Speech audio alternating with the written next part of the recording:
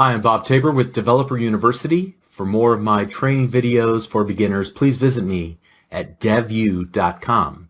In this lesson, we're going to focus on iteration statements, a specific iteration statement called the for iteration statement. Sometimes you're going to need to loop or iterate through a sequence of things to find something that you're looking for, to find a successful match. And actually, you're going to do this sort of data manipulation more than you realize. So you'll have to trust me that this is a very important tool in your toolbox that you're building.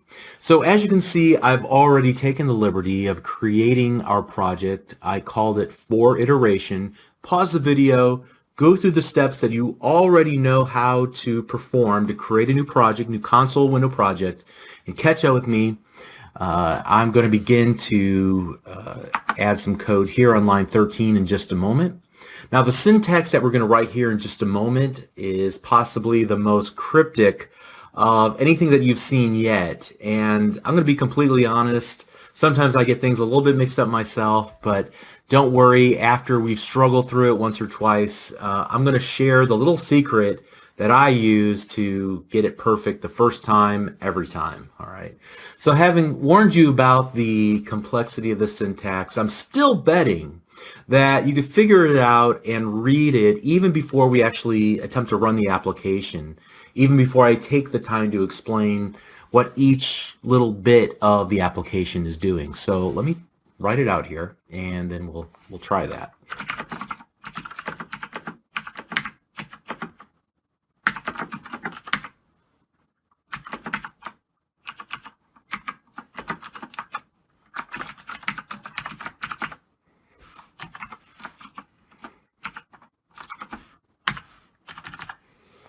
Okay, very simple, at least very compact section of code here. Actually, you need one more line of code, right? Console.readline. There we go. Now we're ready for action. Okay, so what do you think that this code does? Okay, got a theory in mind? Well, let's go ahead and run the application and see if your theory is true. All right, you can see that we have a list of numbers from 0 to 9, and then we can hit enter to continue on. So we're using C# to execute this little block of code right here until a certain condition is true, at which point we will stop executing that line of code and continue on to line number 17. So this for statement says that we should begin by declaring a variable. We're going to call it I. We could call it anything we want to. And we're going to initialize its value to 0. Now, as long as I is less than 10, we're going to continue to execute the code below it in our code block defined by our curly braces. Each time that we iterate through, we'll increment the value of I by 1. So this little bit right here is probably the part that you probably wouldn't completely understand unless I explain it to you. Remember how we use the plus equal sign in order to automatically take the value of message and add something to the end of it and then assign it back to the value of message? Remember that a couple lessons ago? We're essentially doing that here. This is the increment operator. So we're going to increment the value of I by 1. All right, so again, we're going to initialize and declare a variable and initialize the value.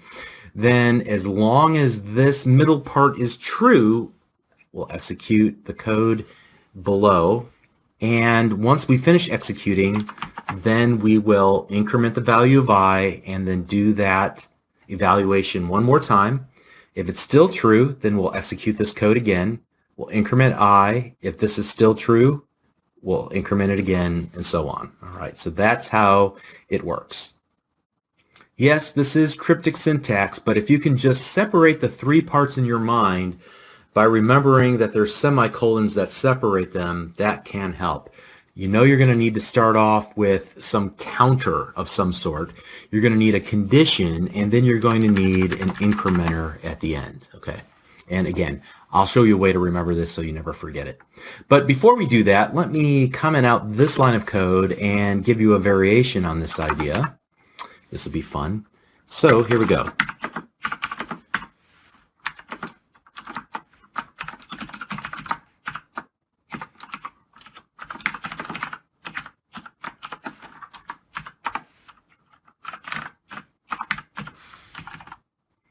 So you can see that I simply added inside of our code block for the for iteration statement another if statement with its own code block inside of it. And here we're checking the current value of I. And once we find something we're looking for where I is equal to 7, then what? We'll perform this code. What does this code do? Well, this part's obvious, but this break statement may not be so obvious. You use the break to bust out of or break out of the for iteration. So we're going to make it to the value where I is 7, and then we're going to hit the break statement, and then we'll continue on to line number 23. Let's see it in action. It's not going to look all that exciting, but I got an idea. All right, it found 7, and it pretty much finished, right? I have an idea. Why don't we watch this execute line by line? And to do that, we'll use the debugging tools inside of Visual Studio, which we have not even talked about up to this point, and yet is probably one of the most important features of using Visual Studio, as opposed to just using a text editor and a command line compiler. To make this work, what I'm going to do is actually set a breakpoint here on this line of code. Now, how did I do that? I just went to this leftmost column and I clicked in the column, in that gray column, and it created a little red dot, and off to the right-hand side, you see that that whole line of code is outlined in red. Now, there are, truth be told, a number of different ways to set a breakpoint. Probably the easiest way to do it is what I just showed you, but there's also keyboard shortcuts and there's menu options as well. So for example, with my blinking cursor on line number 16, I'll go to the debug window and I'll select toggle breakpoint. If we look over to the right hand side, you can also see that the F9 key will accomplish the same thing. Great. All right, so now let's go ahead and run the application and see what happens. All right, so immediately the application pops up, but before anything can be printed out to the console window, notice that we have paused the execution of our code, and we're paused right here on this breakpoint. Now, at this point, what I can do is I can do a lot of cool things. First of all, I can see what my local variables values are currently. I can also change the value of those variables.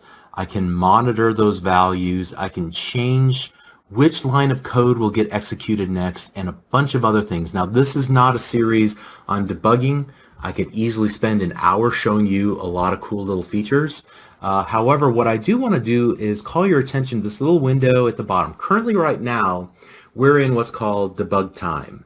And with the application execution pause on this line of code, the next line of code that's going to execute is that line right there that's highlighted in yellow. I can look at these little windows like this locals window, for example, and you can see that the locals window will contain any variables that are currently in scope at the moment.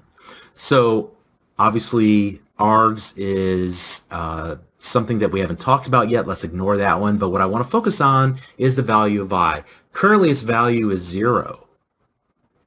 How do I know that? Because I'm looking here in the value column. I can also see what the data type of I is. It's an integer. All right. If I were to hover my mouse cursor over I, you can see I'd be able to see it there as well.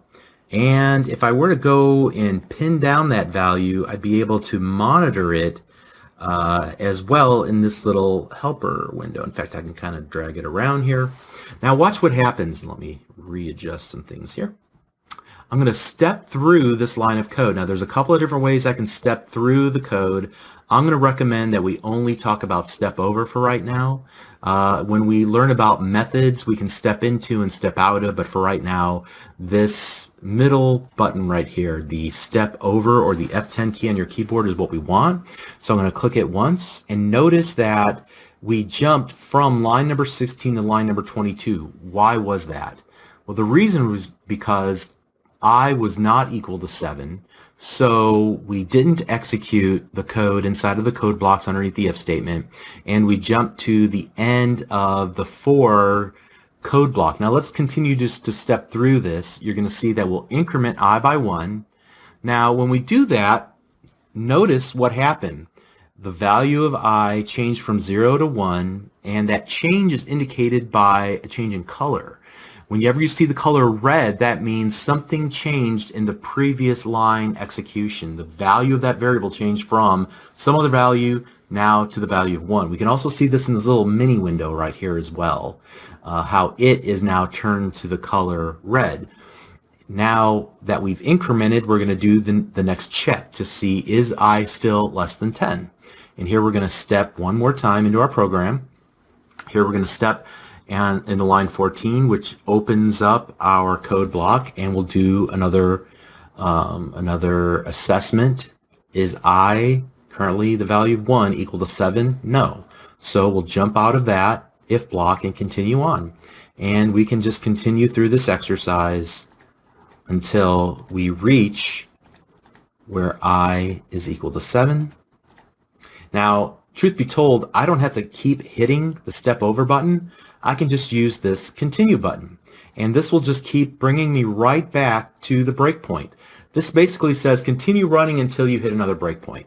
And so here at this point now, I see that my I is equal to 7, and that's what I'm checking for. So things should get interesting right now. I'm going to go back to start stepping line by line through my code, and here's where I hit the console.write line, and if I look now on screen, it actually did write that to the console window.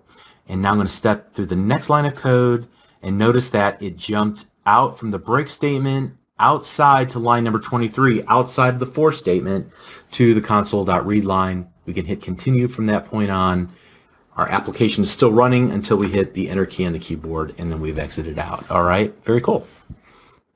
Now you may have found it laborious to step through a number of times or even hit the continue button a number of times until we found just the right condition. So what we can do is make this breakpoint into a conditional breakpoint. So to do that, I'm going to hover over the little red stop sign, I guess you could call it, in the leftmost column, and I'm going to click this settings. And here, this will open up a little breakpoint settings window right in line in my code. It pushed all the other code down. Notice that it goes from line 16 here to line 17 way below it. And I'm going to add a condition. And whenever this expression, a conditional expression, is true, then we'll break at that point. So in our case, when I is in fact equal to 7, then we'll break on that breakpoint. Okay? You can see that when I hit enter on my keyboard, it's saved, and now I can close this. You can see that the little icon changed from just a red stop sign to having a white plus symbol inside of it. So now when we run the application, notice that I is 7 and that I is 7, our little window here, before we even stopped into our breakpoint. And now we can continue stepping line by line through our code and continue on, right? And we got our result, and we can continue on. Okay, great. So again, I could spend an entire hour just showing you other cool little features that will help you debug your applications, but understanding how to set a breakpoint, how to run your application to a breakpoint, how to step through line by line, and then how to resume, at least resume temporarily or continue by using the continue button. Those are the key concepts in debugging, all right, using the Visual Studio Debugger.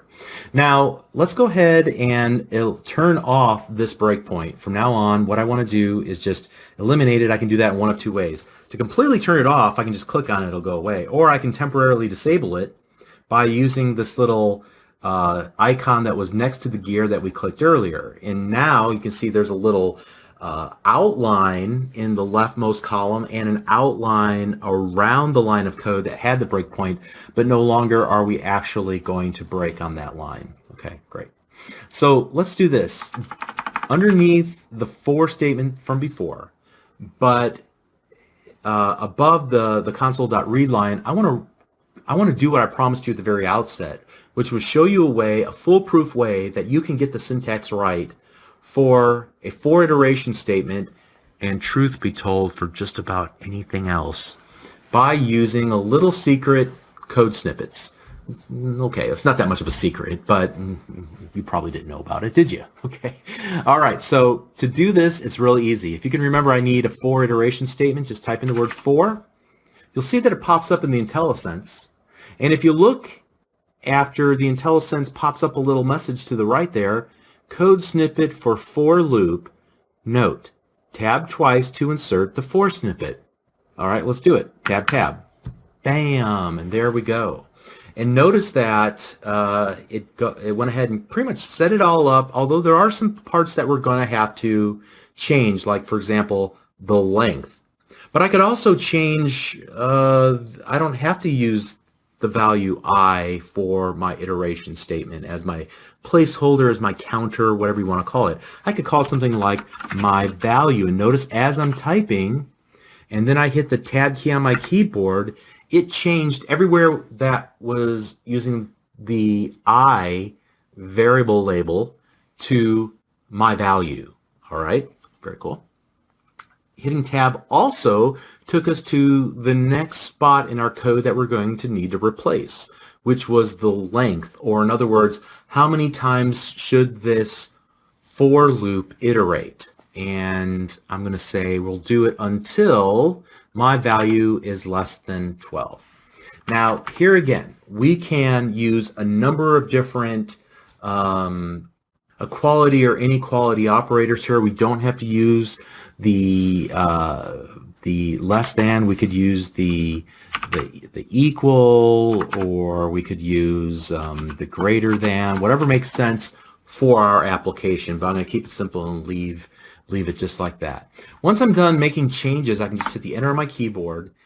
There were some highlighted areas that were highlighted in gold color, kind of, that indicate that these are replacement areas. They go away, and now my mouse cursor is right between the opening and closing curly braces. And at this point, then I can continue to, create my application, right line, and then my value, like so, and then we can run our application, and we would get the following result. All right. Okay, so just to recap, it was a short lesson, but we learned a lot. Not only did we talk about 4-iteration statements and why you might want them, and we'll see them at use later, but we also talked about the debugging tools, just briefly, and how to step through our code, how to monitor the value of variables, how to use the break statement to break out of a iteration statement. We looked at code snippets and how to replace values in a code snippet in order to make it our own. All right, so we'll use some of these techniques that we learned here throughout the rest of the series. Very important video, and so let's continue on the next lesson. We'll see you there. Thanks.